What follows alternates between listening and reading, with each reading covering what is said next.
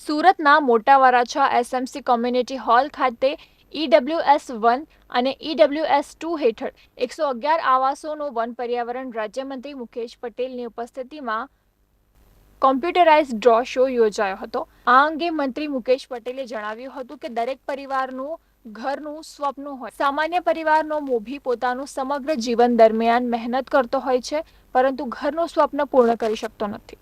પરંતુ વડાપ્રધાનના પરિણામે લાખો પરિવારોના સ્વપ્ન પૂર્ણ થઈ રહ્યા છે। દેશમાં સૌપ્રથમ નદી કિનારે વસતા હજારો પરિવારોને પાકી છત આપવાનું કાર્ય સરકારે કર્યું છે। વધુમાં તેમણે જણાવ્યું હતું કે સરકારની પ્રજા કલ્યાણલક્ષી યોજનાઓમાં ડાયરેક્ટ બેનિફિટ ટ્રાન્સફર દ્વારા અનેક યોજનાઓનો લાભ સીધો જ લાભાર્થીના બેંક ખાતામાં મળતો થયો છે।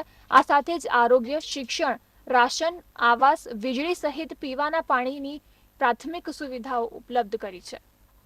એ ફક્ત 5.5 લાખ રૂપિયાનું ઘર એમને મળશે અને એનું સપના પૂરું થશે। અને ઘર પણ એવા વિસ્તારમાં મળશે કે આજુબાજુની ફ્લેટની કિંમત 35 લાખ, 40 લાખ, 50 લાખ સુધીની કિંમત હોય, અને આ કિંમતના આજુબાજુના ફ્લેટની વચ્ચે આમને 5.5 લાખ રૂપિયાનું ઘર મળતું હોય તો આ આપવાનું કામ દેશના વડાપ્રધાન મોદી સાહેબે કરી શકે।